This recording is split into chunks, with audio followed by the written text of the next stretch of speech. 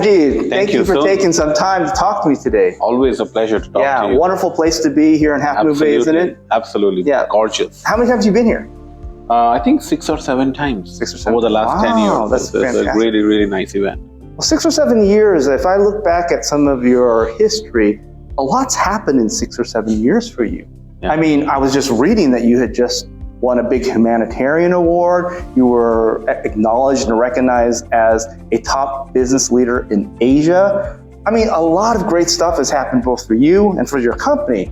But I feel like you're sitting on top right now, but life hasn't always been that easy, has it? Can you talk to me a little bit about kind of the journey to get to being on top? Yeah, absolutely. Thank you. So I started from a very humble beginning in India, and really, really humble, and in a remote village about 140 kilometers outside of a city in India. And I lost my dad when I was not even 10 years old. It was not very easy. We had to take a lot of responsibility. Life was not easy. And then we really struggled through. I still look forward, look back at my mom, who really inspired us, me and my brother, to grow up. But when my dad passed away, he had told one thing, that whatever you do, try to make an impact. And that resonated with me, and always in my mind, that I always try to find a purpose and a why. But also I know that life can take a U-turn anytime. There are so many mistakes you make, failures come. And I have over the time tried to be better. I am a much better person today before a few years ago. I try to be better today as a leader as I was a few years ago. I've made a lot of mistakes and learned from them, but that has, taught me a lot about how I am today. So today things are okay. We are enjoying what we are doing, but you never know what happens tomorrow. So what has life taught me is, stay grounded when things are high. At the same time, don't be complacent, and just take every day at a time. Wow. Those are, just in the minute you just shared your life history, there are so many life lessons that I'm sure that have both grounded you, but have inspired you. I love how you talked about your dad making sure that it's about agency. It's about, going after something. But at the same time, always when things are going well, never to get complacent and to keep striving for that. And I love how you talked a lot about this idea of you're going to run into things that aren't necessarily going to go your way. You're going to have to do some U-turns.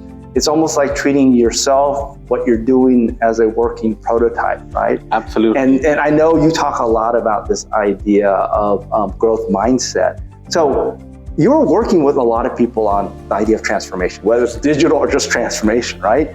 How does a growth mindset really factor into this idea of transformation? Absolutely. See, transformation is a big term. Everybody says we are transforming. But you have to really break transformation into small bits and pieces, right? We have to define the new, but explain the next. You have to define what's the vision, where we are going, and then slowly take small chunks and navigate that. And what it means is that transformation for an organization cannot be only one group. If you have to really transform, you need to bring everybody together and focus on the art of possible. We in enterprises sometimes focus on that 40% chance of failure too much, then that 60% chance of success. Interesting. We also need to understand that being imperfect is okay. We don't have to be perfect, but little bit more perfect every day. Apple did not innovate the phone. All they did was make a better phone. So every single day, if you can improve a little bit more, inch towards your North Star, starting with the customer, that is transformation. In that journey, as we navigate, the rules of life always matter. What I've learned, always see the opportunity in the obstacle. Always embrace failure, but fail fast. Make every challenge your opportunity. Be accountable for everything. Be compassionate. You have to put yourself in other shoes to be more empathetic.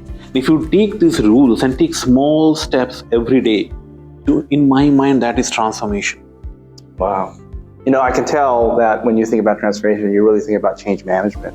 A lot of what you described is often sort of the gospel of change management written by the Heath brothers on the book Switched, right? They talk about this idea of making change both inspiring from a vision point of view, but digestible in terms of shrinking the change so that people can get their hands around their heads and their hearts around it. They also talk about the idea that change has to be compassionate, and it has to really think about the humanistic part of it.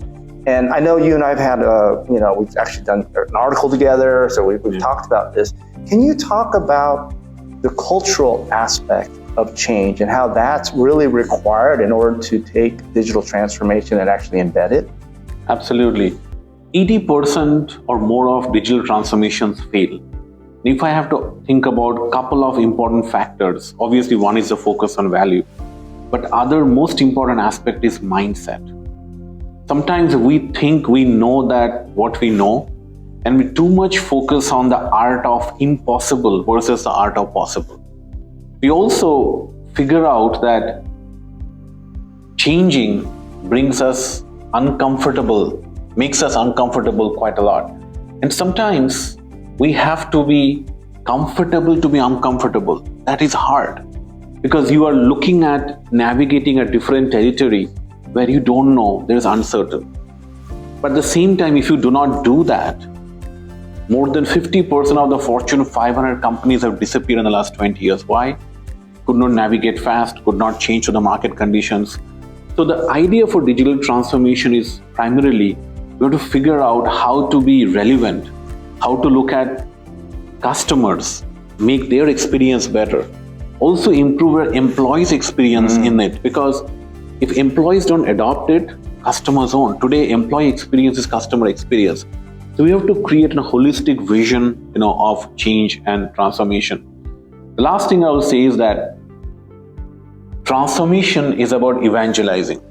It's about telling a story. It's not about telling my story.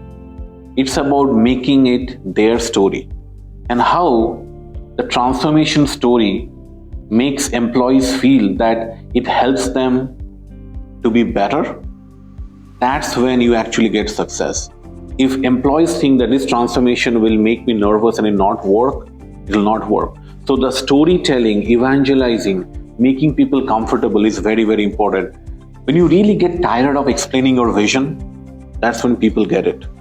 If everybody believes in your vision soon, then you do not have a vision. And you have to be okay with that. You have to be okay with every day coming. Some days people will say this will not work. This idea is not great. Someday people adopt it. You have to go through that pain. It's not for the faint of the heart. That is why transformation is hard. Sanjib, these are such great words of wisdom. I love the holistic view of the idea of transformation and how it's not perfect and how you have to bring everyone along, even if they don't agree. Thank you for your time today. I'm sure we're going to see many great things coming from you guys in the next few years. Thank you so much, and it's a pleasure to be here.